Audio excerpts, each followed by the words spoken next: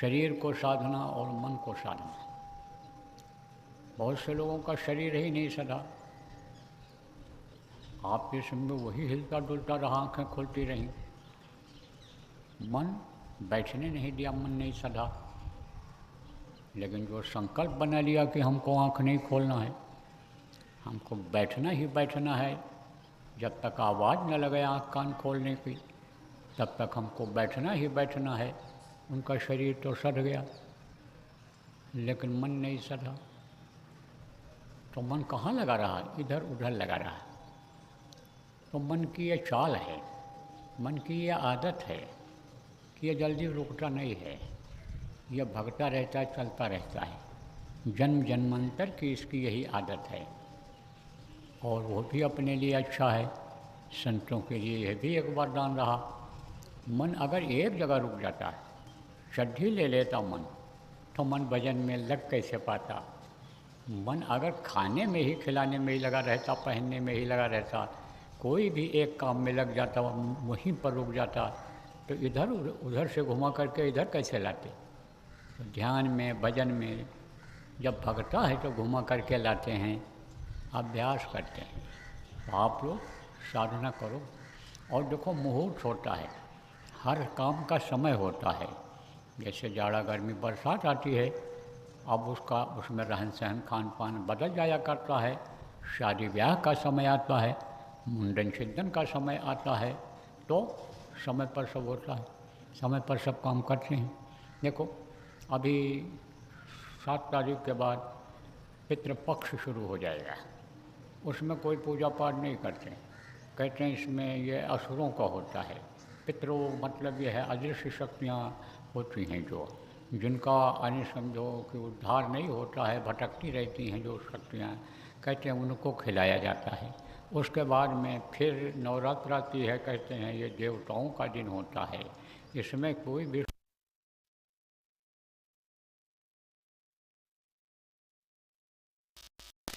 और दिन में कोई भी शुभ काम करो तो उसमें बाधा नहीं आती है, तो मुहूर्त होता है। ऐसे ही ये समझ लो प्रेमियों कि एक मुहूर्त है, ये समय है कि इसमें बाधा कम आएगी। इसमें मन रुकने की कोशिश करेगा, जब रोकोगे रुक जाएगा मन, और जब मन रुक जाएगा तब वस्तु ठौर की ठौर, तब फिर वस्तु ठौर का ठौर है, कहीं इधर उधर जाने की ज़रूरत नहीं पड़ेगी। तो आप सब लोग साधना शिविर लगवाओ, जहाँ जहाँ आप लगवा सकते हो लगवा दो। अभी आप ये समझो कि 10 दिन का समय आपके पास है, 10-11 दिन में आप पूरा कर दो। आपके यहाँ देखो, यानी पिछड़ा हुआ है साधना शिविर, यहाँ अब तक पूरा हो जाना चाहिए। यह आश्रम है, ये जगह बनाई गई किस लिए बनाई गई कि ये कोई सैर सपाटा के लिए नहीं बनाई गई, ये कोई पका के खाने की जगह नहीं बनाई गई। पका के तो घर में भी खाते हो, गौ सेवा आप घर में भी करते हो, गौशाला में सेवा करो गौओं की, ये कोई नहीं है। अस्पताल तो आप जगह जगह देखते हो खुला हुआ है, जो यहाँ खोले हुए हो। तो ये कोई काम ऐसा नहीं है कि जो आपके काम आवे जीवात्मा के। ये जगह बनाई गई भजन के लिए, ध्यान के लिए। तो भजन ध्यान यहाँ तो पूरा कर लेना चाहिए था अब तक, लेकिन आपका पूरा नहीं हो पाया। चलो कोई बात नहीं, हमको खबर लगी है कि कल गोष्ठी जो हुई थी, मीटिंग हुई थी, उसमें आप लोगों ने योजना बना लिया है कि हम समय से पहले पूरा कर लेंगे, तो आप पूरा कर लो। इसके अलावा देखो, जहाँ जहाँ भी लग सकती है साधना शिविर, वहाँ वहाँ आप लोग लगवा दो। ज़िले के जिम्मेदार बन गए, तहसील के जिम्मेदार बन गए, तो जिम्मेदार खाली नाम न लिखा रह जाए, आपको सम्मान ही न मिले, आप कुछ काम भी करो। तो जितने भी तहसीलों के जिम्मेदार यहाँ पर हो या अभी लोग आएंगे, सत्संग के बाद बैठ करके आप लोग जो जिला के जिम्मेदार यहाँ पर हो उनके साथ मीटिंग करो और उनकी योजना बनवाओ। जहाँ 10 आदमी भी हैं, 15 आदमी भी हैं सत्संगी, वहाँ भी साधना शिविर 3 दिन की लगवा सकते हो आप। अखंड साधना शिविर वहाँ भी लग सकती है। बस उनका मन बनाने की ज़रूरत है, उनको समझाने की ज़रूरत है। फिर जब वो समझ जाएंगे कि इससे क्या लाभ हमको मिलेगा, क्या फ़ायदा होगा, ये क्यों करना चाहिए, जब सारी बातों को आप अपनी ही भाषा में जो जितना जानते हो उनको समझा ले जाओगे। आप जो साधक लोग हो, आपको जो शांति मिली, सुख मिला, आनंद आया, उनको बताओ भाई, करके देखो, आनंद आता है, शांति मिलती है, तो उनको समझाओ।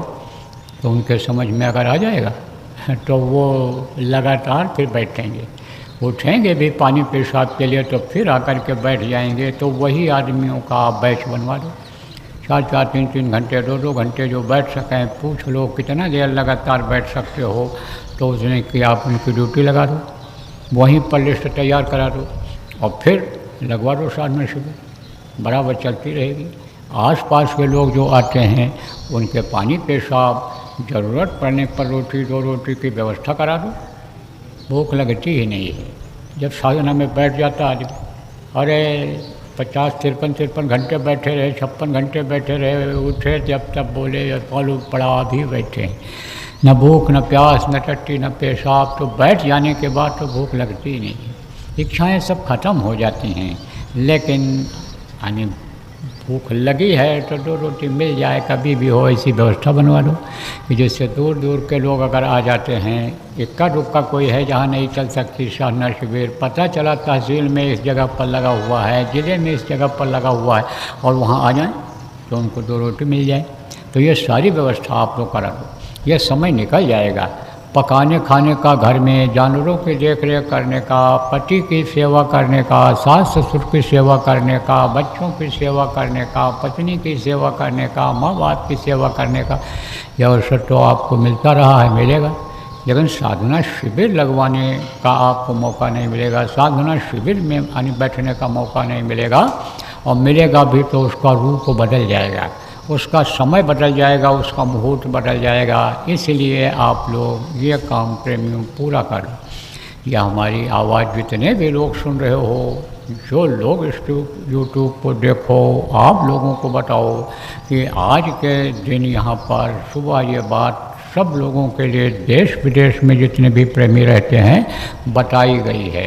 तो आप सब लोग इस समाचार को लोगों तक पहुंचा दो। इस समय की कीमत होती है, समय निकल जाएगा तो फिर वो समय वापस जीवन में नहीं आएगा। इसलिए साधना शिविरें जो वहाँ रह गई हैं, वहाँ प्रेमियों आप सब लोग लगवा दो। जितने भी जिम्मेदार हो, सब काम थोड़ा ढीला दे करके केवल ज़रूरी काम ही करो, बाकी जो दूसरा नंबर तीसरा नंबर का काम है उस पर थोड़ी देर के लिए विराम लगा करके, और इस काम को आप लोग जगह जगह पर साधना शिविर लगवाने के काम को पूरा करवा दो। देखो प्रेमियों, ये न सोचो कि ये मेरा आदेश है, ये गुरु महाराज का आदेश समझ करके करना। जीवों के हित के लिए गुरु महाराज बहुत मेहनत किया। ठोकरें खाना किसको कहते हैं, इतनी तकलीफ गुरु महाराज ने झेला, और गुरु महाराज ने जो अपने लोगों को दौलत दिया, गुरु महाराज ने जो अपने लोगों के ऊपर दया किया, उसका कर्ज हम लोग तो चुका ही नहीं सकते हैं। लेकिन अगर चुका ले जाते हैं और बैठ जाते हैं तो अंतर में गुरु महाराज की दया आपको सबको दिखाई पड़ेगी। ये पूरी बात समझ लो, आप पक्की बात बता रहा हूँ, और तब गुरु की पहचान हो पाएगी। बाहर से तो आप देखते रहे, गुरु महाराज की पहचान नहीं हो पाई। और उस समय पर जो गुरु ने युक्ति बताई, उपाय बताया, ध्यान लगाने का, भजन करने का, जिन्होंने किया उनको पहचान हो गई। लेकिन बहुत से लोग बेचारे चले गए। अगर आज वो होते तो कुर्बान हो जाते इस आदेश पर, साधना शिविर लगवाने पर। वो तो घर छोड़ करके भी निकल सकते थे, जगह जगह जा कर के समझाने का और साधना शिविर लगाने का। गुरु को समझना, मुर्शिद को समझना, यह कोई आसान काम है? कोई आसान काम नहीं। आप ये समझो, हाथ रस के वो तुलसी साहब जी महाराज, आप ये समझो कि राजा थे। कहाँ के राजा? पूना के राज परिवार से थे। उनके पिताजी कार्यभार उनको दे करके संन्यास लेना चाहते थे, क्योंकि अपने बेटों को ही जिम्मेदारी दे करके जब उम्र हो जाती थी तब पिताजी लोग चले जाते थे तपस्या करने के लिए, साधना करने के लिए, कहीं स्थान एकांत बना लेते थे। तो इनकी इच्छा शुरू से ही रही प्रभु के प्रेम में लीन होने की संस्कार इनका था, इसी काम के लिए भेजे गए थे, आत्मा इनकी इस तरह की थी, इसलिए वो चीज़ इनको नहीं भाई। और जब सोचे कि अब ये हमको फंसा देंगे इस गृहस्थी में, तो चुपचाप निकल गए घर छोड़ करके। बहुत भटकना बहुत पड़ता है संतों को, महात्माओं को बहुत भटकना पड़ता है। भटक भुटुक करके समझो कुछ दिन कानपुर रहे, आप समझो बिठूर में रहे, कई जगहों पर रहे। उसके बाद में हाथरस उत्तर प्रदेश पहुंच गए, वहाँ पर इन्होंने कुटिया बनाया और वहीं से इन्होंने संत मत का विस्तार किया। तो इन्होंने लिखा कि हूँ विदेह पर देह धराऊँ, शब्दावली में इनके लिखा है। तो एक औरत ने पढ़ा, बुद्धिजीवी थी। बुद्धिजीवी किसको कहते हैं? पढ़ी लिखी औरत को बुद्धिजीवी कहते हैं, पढ़े लिखे आदमी को बुद्धिजीवी कहते हैं। तो बुद्धिजीवियों के समझ में जल्दी यह संत मत नहीं आता है, और लेकिन जो अनपढ़ होते हैं समझ जाते हैं, वो प्रैक्टिकल करते हैं। प्रैक्टिकल करते हैं तो अनुभव हो जाता है। प्रैक्टिकल किसको कहते हैं? कि जैसे शक्कर और पानी अलग अलग है, और शक्कर को आप पानी में मिला दोगे तो शरबत बन जाएगा, नहीं तो शरबत कहते रहो कि शरबत ऐसे बनता है, ना बना पाओगे, ना बनाओगे तो आप ये समझो कि कैसे स्वाद का पता चलेगा।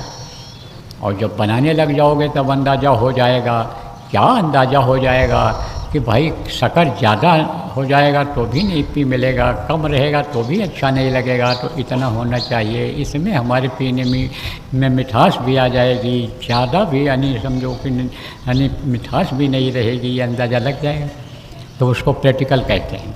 यानी चीनी और पानी दो चीज़ों की जानकारी हो गई कि इसको जब इसमें मिलाते हैं तब यानी शरबत बनता है, शिकंजी बन जाती है। इसमें नींबू डाल देते हैं, कोई एसेंस डाल देते हैं, कोई अन्य चीज़ डाल देते हैं, दही बहुत से लोग डाल देते हैं, कुछ लोग दूध भी डाल देते हैं, हालांकि दही ज़्यादा फ़ायदेमंद होता है। तो आप ये समझो प्रेमियों कि जब प्रैक्टिकल करते हैं तो पता चलता है। तो बुद्धिजीवी लोग जल्दी प्रैक्टिकल नहीं करते हैं, और गांव का आदमी जिसको ज़रूरत होती है, प्यास बुझाना होता है जिसको, वो यानी समझो जल्दी से प्रैक्टिकल कर लेता है। तो बुद्धिजीवी औरत थी, तो उसने एक दिन सवाल कर दिया, कहा कि आपकी शब्दावली में लिखा है कि हूँ विदेह पर देह धराऊँ, तो मैं तो देख रही हूँ कि आप यानी सदेह खड़े हुए हो, देह आपका दिखाई पड़ रहा है। तो मैं कैसे मानूँ कि आप विदेह हो? मैं कैसे मानूँ कि आप निराकार हो जब साकार दिखाई पड़ रहे हो? तब बोले कि अच्छा तो हमको तू पकड़। अब वो दौड़े पकड़ने के लिए, ऐसे अपने गोदी में ऐसे यानी उसमें हाथ में बाह में लेने के लिए कोशिश करे, वो पकड़ न पावे। बहुत दौड़े, मालूम पड़े कि जैसे ऐसे चले जा रहे हैं, पकड़ने की कोशिश करे, पकड़ न पावे। आखिर में हार गई और चरणों पर गिर पड़ी और बोले मुझे माफ़ कर दीजिए, मुझे पता चल गया कि आप कौन हैं, कैसी शक्ति है आप में, कौन है आप? हैं आप शरीर में, लेकिन आप विदेही हैं। आप निराकार रूप आपका है, आपका यह साकार रूप यानी समझो ये धरती पर है, लेकिन आपकी जो आत्मा है वो निराकार से जुड़ी हुई है। अब मेरे समझ में आ गया। बोले अभी तेरे समझ में क्या आया? तू माया की दासी है, आज तो तेरे समझ कुछ आ गया, फिर जाएगी, फिर उसी में फंस जाएगी। तुझे समझ में आया, तेरे समझ में तब आएगा जब तू जानने की कोशिश करेगी। बाद में उसी ने नाम डाल लिया और भजन किया और अच्छी साधक बन गई, सब कुछ समझ गई। तो देखो प्रेमी, समझ में आएगा, किसके समझ में आएगा? स्वयं जाने ते देव जनाई, और जानत तुम्हें हो जाई।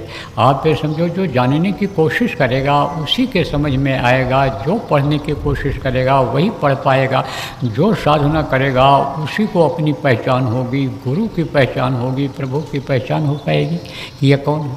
सब लोग नहीं पहचान पाते, है नहीं? कहा ना कि तुम्हें गौ की आँखों से सब देखते हैं पर पहचानते हैं कहीं थोड़े थोड़े।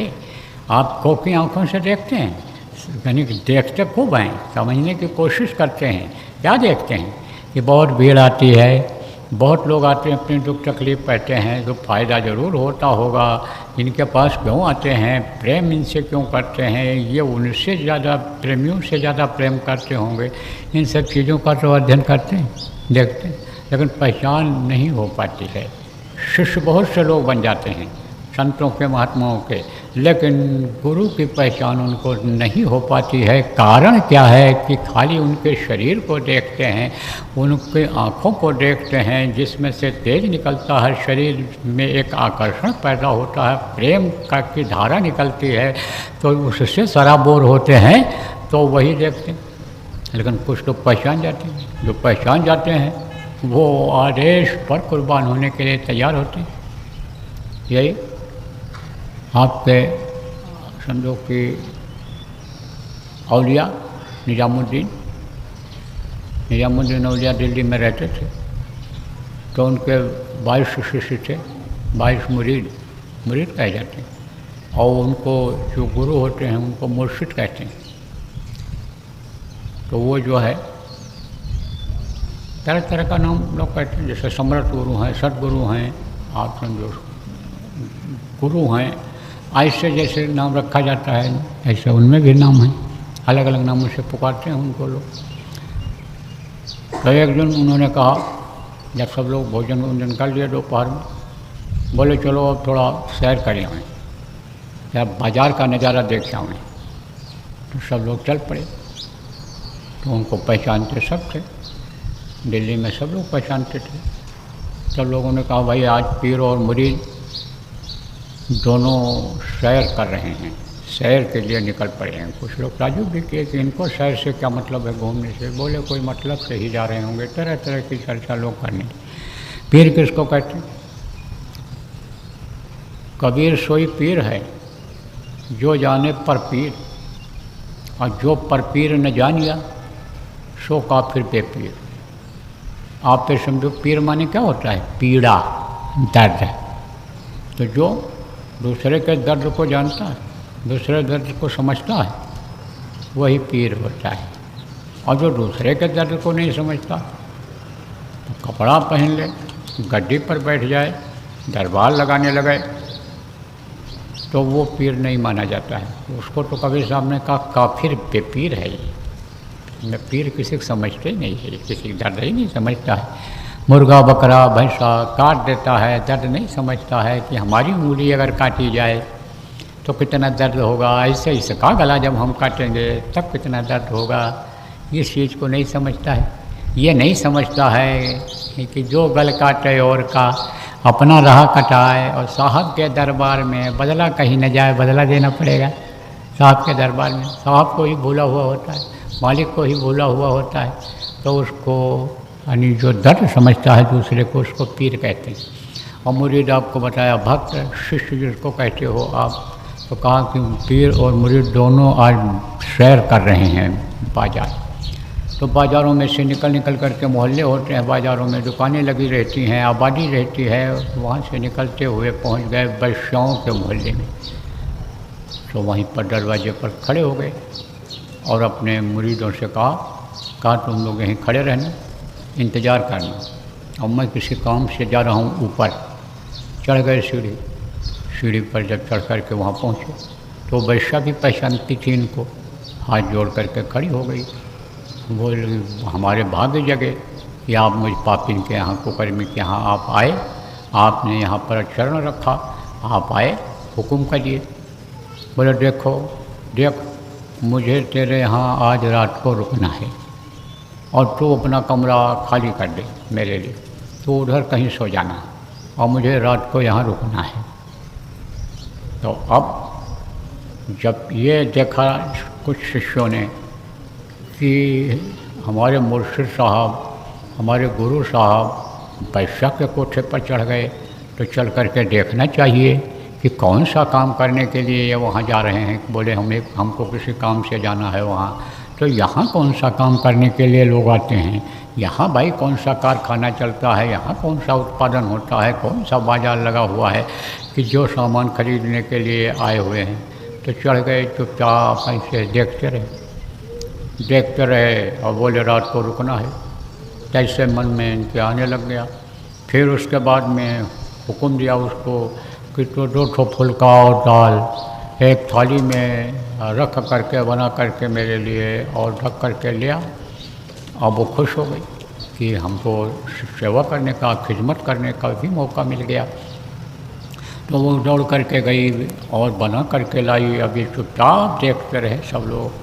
तब तक नौकर को बुलाया। आप समझो कि एक आध तो समझो उसी समय हाथ पर हाथ मारे, बोले चलो ये तो सब दिखावा है, अरे अब तो यहाँ कटेगा, माल खाएंगे यहाँ पर, देखो मंगाने लगे रोटी दाल। आप फिर समझो कुछ तो निकल गए। उतर करके आए जब तब पूछा लोगों ने, भाई कहाँ गए मुंशी साहब, क्या कर रहे हैं? अरे उल्टी सीधी बात बोल करके चले गए। फिर वो लोग भी सोचे कि लाओ चल करके देखते हैं ऊपर क्या हो रहा है। तब तक देखा कि उनका नौकर को बुलाया पीर साहब ने और कहा कि एक तो शरबत की बोतल शराब की तरह जो होती है उसको ढक करके तू लिया।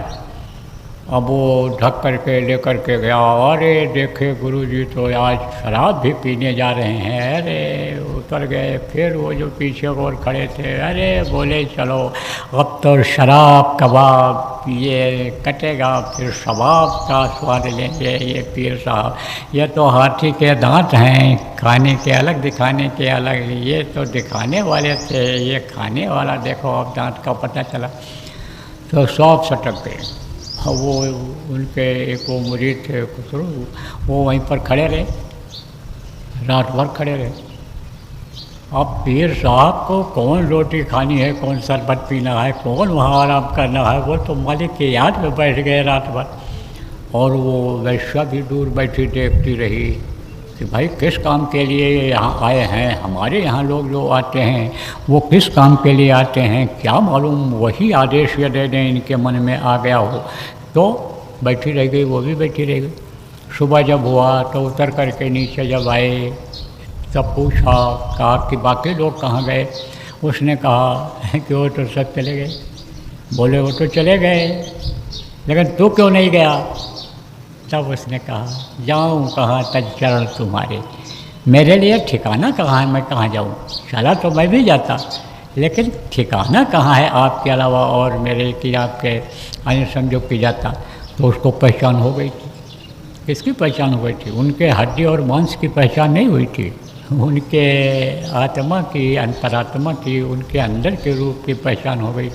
तो गुरु महाराज की दया हो, ये जो उपाय है जो निकाला है गुरु महाराज ने, जो आपको बताया गया, दोहराया गया और कराया जा रहा है उनके आदेश से, इससे गुरु की पहचान हो जाएगी, अपनी भी पहचान हो जाएगी। जब आत्म साक्षात्कार होगा, जब ये जीवात्मा प्रकाश में जाएगी इस अंधकार से, तब अपना रूप दिखाई पड़ जाएगा।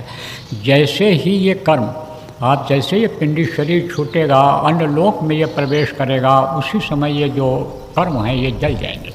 ये बुरे कर्म सब उसी समय खत्म हो जाएंगे। और जब बुरे कर्म हट जाएंगे तो रोशनी सीधी अन्य समझो की आत्मा को मिलेगी, तब आत्मा की पहचान हो जाएगी।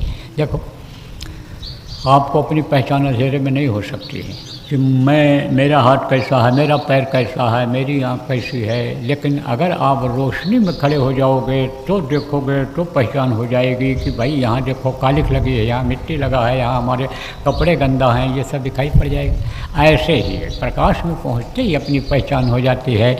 और फिर उसके बाद एक से एक लोकों में जाना हो जाता है, वहीं पर ताकत शुरू हो जाती है। आप ये समझो गणेश लोक में पहुँचने के बाद, आप समझो शिव लोक में पहुँचने के बाद, आप विष्णु लोक में पहुंचने के बाद, आध्यात्म के लोक में पहुंचने के बाद, शक्तियां जो उनके अंदर हैं वही अंदर अपने अंदर आ जाती हैं। तब ये मालूम हो जाता है जीव को कि भाई हम ही सब कुछ हैं और हमारे लिए सब कुछ है और हम जो चाहें वो कर सकते हैं, इसका ज्ञान हो जाता है। और फिर जब ये और आगे बढ़ जाती है तो सारी इच्छाएं ख़त्म हो जाती हैं, फिर किसी चीज़ की कोई इच्छा नहीं रहती है। लेकिन वे इच्छा जिस चीज़ की हम लोग करते हैं, चाहे धन हो और चाहे सम्मान हो और चाहे जो चीज़ें हों दुनिया की, ये अपने आप आने लग जाती हैं।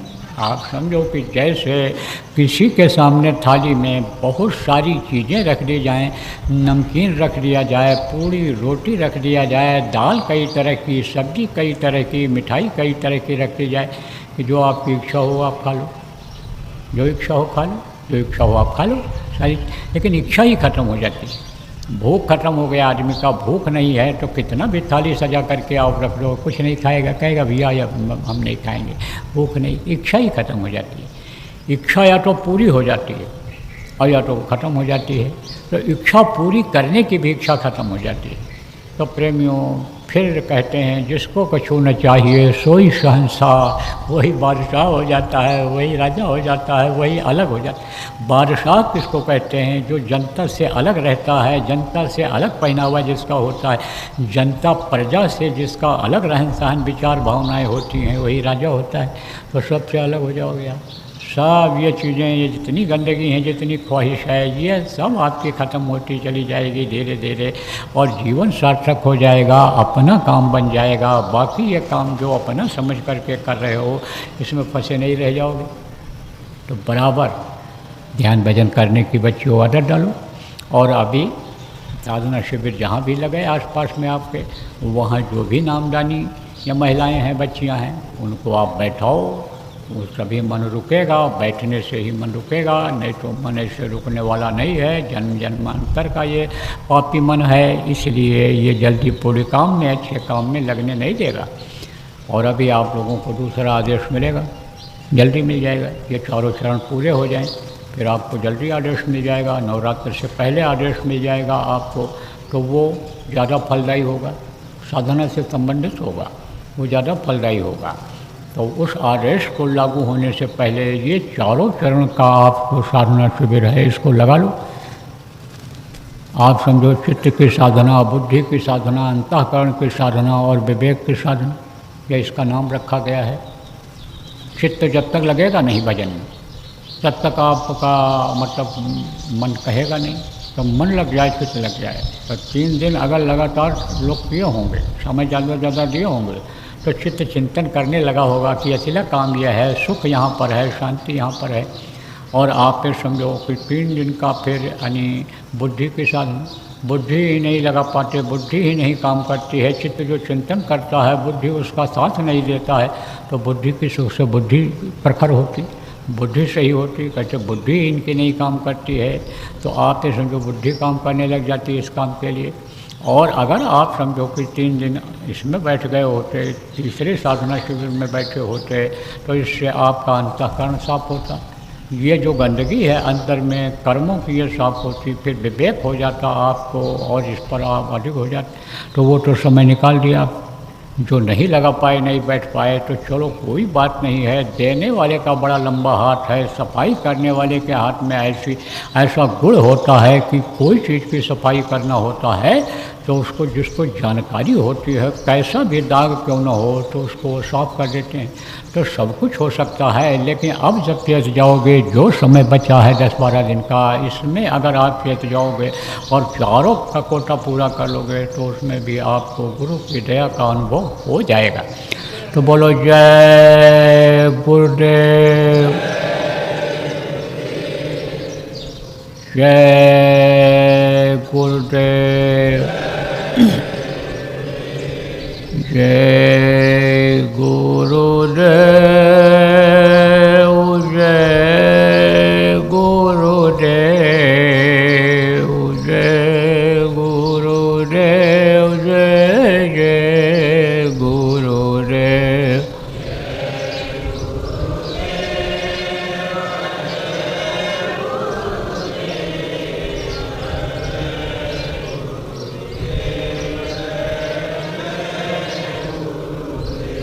जय गुरुदेव, जय गुरुदेव, जय गुरुदेव, जय जय गुरुदेव।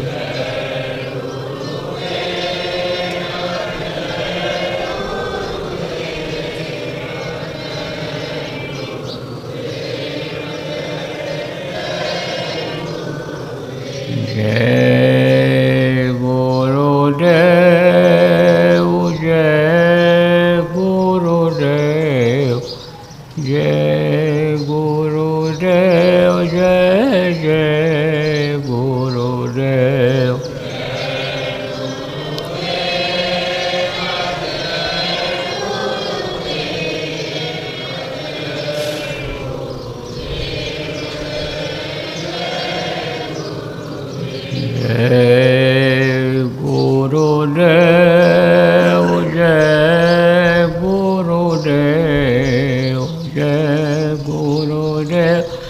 जय जय गुरुदेव।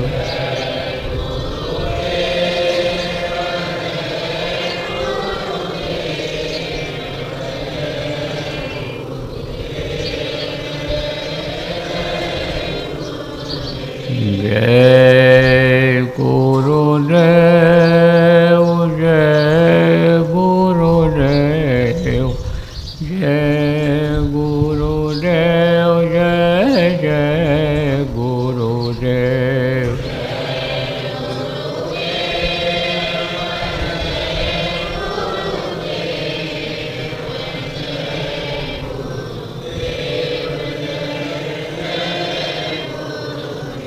जय गुरुदेव।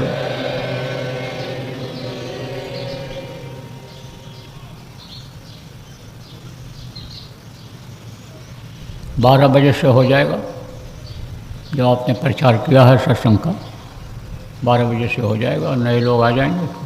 नामदान भी दे दिया जाएगा गुरु महाराज की दया से। जो लोग आप खबर कर सकते हो खबर कर दो नए लोगों को, जो मिलने जुलने वाले हैं, रिश्तेदार हैं, परिवार के लोग हैं, नामदान नहीं लिए हैं तो बता दो कि नामदान होगा, आना हो तो आ जाएंगे। बोलो जय गुरुदेव।